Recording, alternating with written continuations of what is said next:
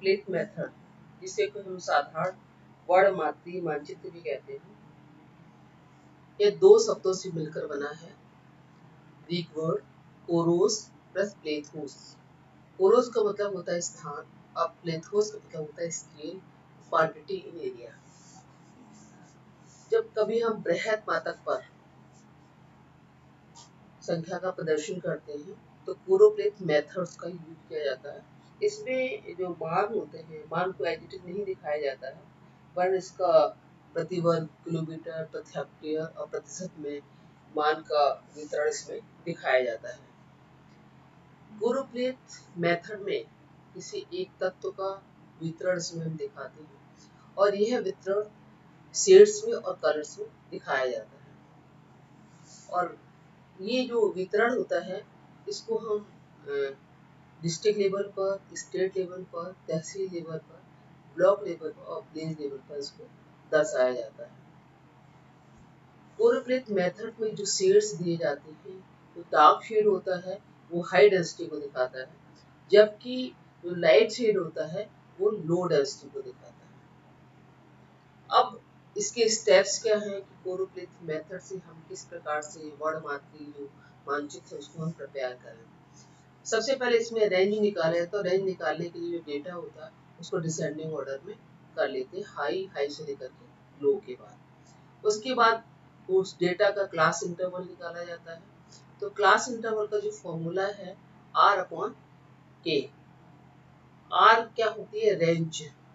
Range मतलब highest value जो उस डेटा में सबसे हाईएस्ट वैल्यू है और सबसे लोएस्ट वैल्यू उसका अंतर कहलाता है रेंज। K का मतलब होता है नंबर ऑफ क्लासेज। अब K बराबर है 1 प्लस 3.322 log n। जितनी भी आपकी संख्याएं हैं, मतलब 1 से लेकर 1 है, 2 है, 3 है, 4 है, 5 है, 6 है, 7 है, 8, 9 या 10, तो वो आपकी अगर माना कि आपकी 9 से तो log n की वैल्यू लेंगे log n। n का मतलब होता है number of observation in the data set, मतलब जो डाटा सेट है उसमें कितने नंबर आपके ऑब्जर्वेशन, मतलब कितने आपने ऑब्जर्वेशन दिए हैं। इसके बाद जब हम क्लास इंटरवल निकाल लेते हैं तो उसके बाद हम क्लास इंटरवल को फिक्स करते हैं, जैसे 0 से 2, 2 से 4, 4 से 6, 6 से 8, 8 से 10। इसके बाद उस क्लास इंटरवल का हम शेड्स बनाते हैं। जब जो लोअर वैल्यू होती है उसका शेड जो होता है वो हल्का रहता है, और जो हाईएस्ट वैल्यू होती है, हायर वैल्यू होती है, उसका शेड डार्क होता है। तो शेड्स को हम बनाते हैं, इंडेक्स बना लेते हैं इस तरह से, और इंडेक्स में जो जिसकी वैल्यू हाई होती है, तो जैसे ये लोएस्ट वैल्यू है तो हमने इसको इस तरह से शेड बना दिया। इससे अगली वैल्यू की वैल्यू से ज्यादा है, इसको हमने और घना कर दिया। इसको तीसरे की वैल्यू और ज्यादा है तो उसका शेड हमने ऐसे कर दिया। चौथे की वैल्यू इससे भी ज्यादा है तो उसको हमने इस तरह से शेड बना दिया, ऐसे करके। पांचवा और भी ज्यादा वैल्यू का है, उसका शेड और घना कर दिया। इस प्रकार से हम शेड को घना करते चले जाते हैं, और फिर इसके बाद जो हमारा मैप होता है उसमें हम वैल्यू के आधार पर इन शेड्स को फिल कर देते हैं। अब एक उदाहरण देकर के हम बताएंगे कि किस तरह से कोरोप्लेथ मैप को प्रिपेयर किया जाता है। तो ये एग्जाम्पल है, prepare choropleth map with the help of following data. एक कोरोप्लेथ मैप प्रिपेयर करना है वो इन डेटा के आधार पर। तो ये आपका एरिया दे रखा है, तो इसमें 10 एरिया दे रखे हैं, 1, 2, 3, 4, 5, 6, 7, 8, 9 और 10।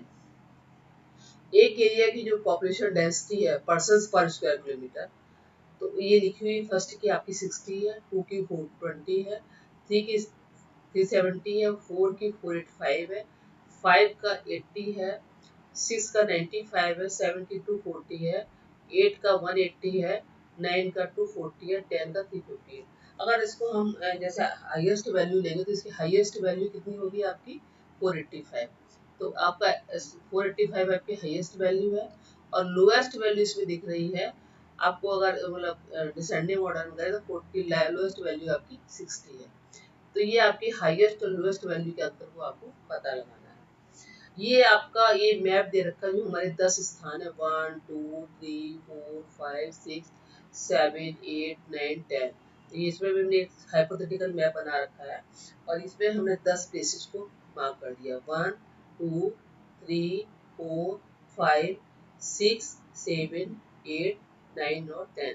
इसी मैप में हमें सीट्स को फिल करना है। अब सबसे पहले हम इसके आधार पर क्लास इंटरवल निकालेंगे। हमने रेंज निकाली है 485 6। तो क्लास इंटरवल कैसे निकालेंगे, उसके ये सॉल्यूशन ये रखा। तो क्लास इंटरवल ये रेंज अपॉन के, आपको बताया था रेंज अपॉन के। तो रेंज आपकी क्या है 485 माइनस 60 और के की वैल्यू जो पहले स्टेप्स हमने आपको बताई थी 1 प्लस 3.322 लॉग एन।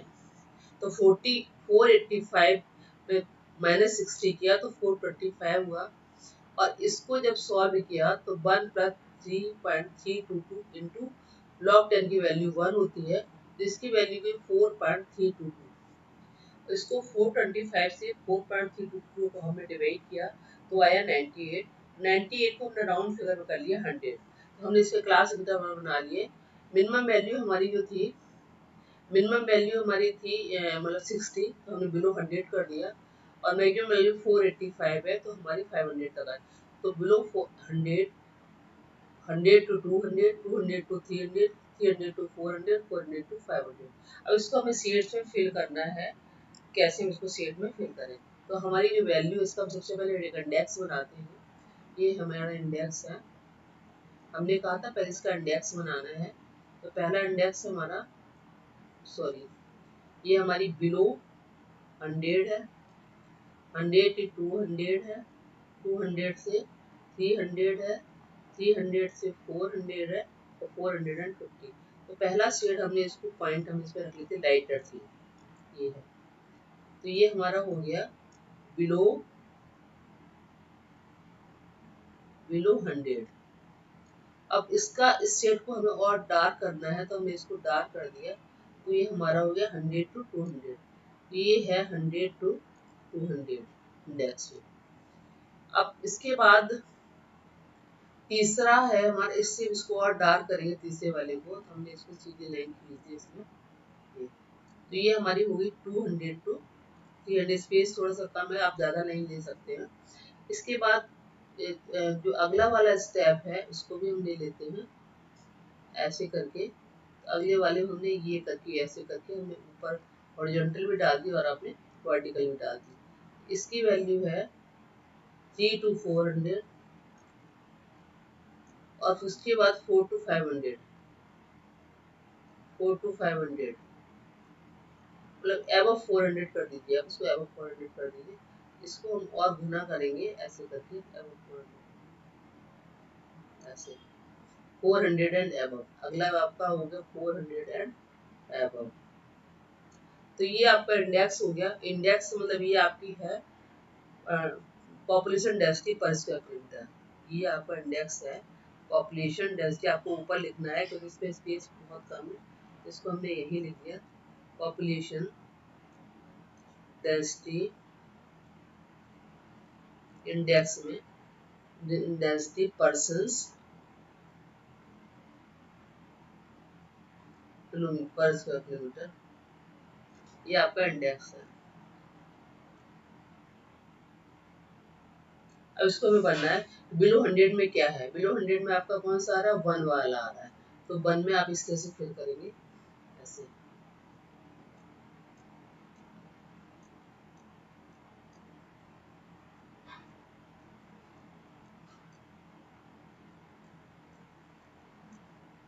टू की वैल्यू 420, 420 आपकी 400 एंड अबव के बीच में आएगी। तो इसमें इस तरह से फिल करेंगे।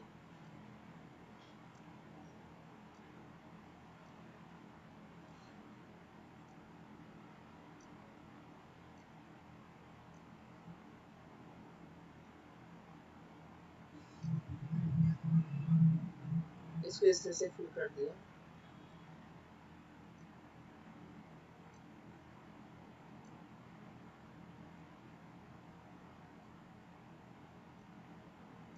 अब नेक्स्ट है आपका 370। 370 3 to 400 के बीच में। इसका शेड्स इससे हल्का होगा। इसको हमने इससे हल्के साइड में कर दिया।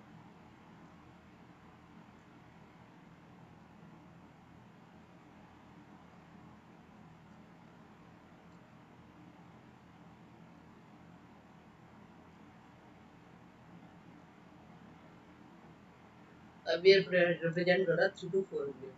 अब अगली वैल्यू है 485। तो 485 आपका 400 एट एब इस तरह से इसको फिल करेंगे, 400 वाला इस तरह से फिल किया जाएगा।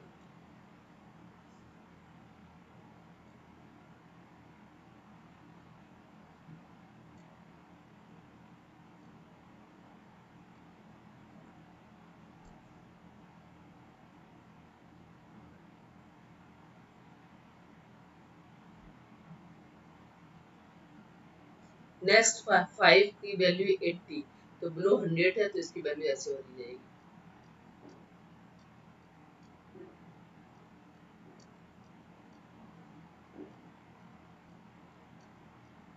अगली वैल्यू आपकी 95, उसको भी इसी तरह से भरना है।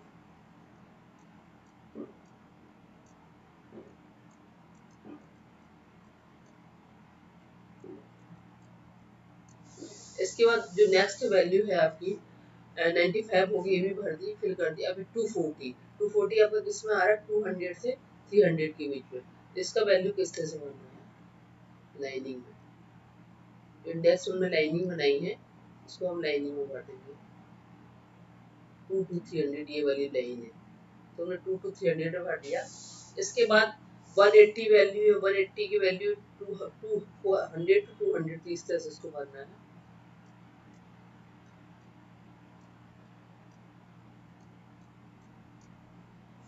नेक्स्ट वैल्यू आपकी 180 है, तो 180 का 240, 180 नेक्स्ट वैल्यू 240, फिर 250, तो उसको सेम एज ही भरना है, सेम एज ऐसे भर दिया।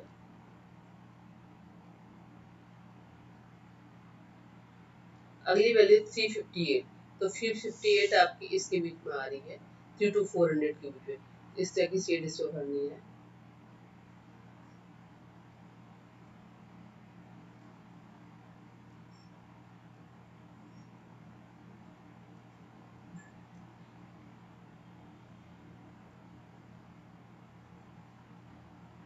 इसका इसमें हेडिंग डाल दीजिए, ये population density.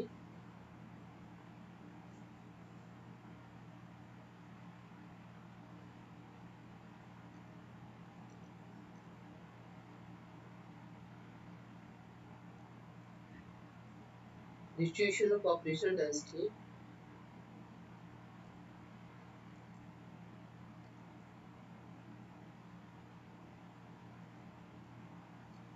By choropleth method.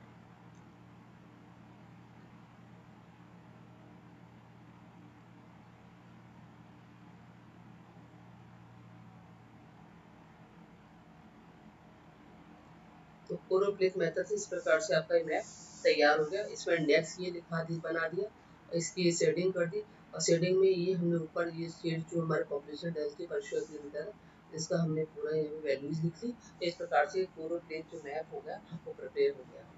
तो ये कोरोप्लेथ मैप का बहुत अधिक महत्व है। तो इसको आप पॉपुलेशन डेंसिटी दिखाने के लिए भी इसका है, और जो ह्यूमन ज्योग्राफी है, ह्यूमन ज्योग्राफी में कोरोप्लेथ मेथड का जनरली यूज किया जाता है। Thank you.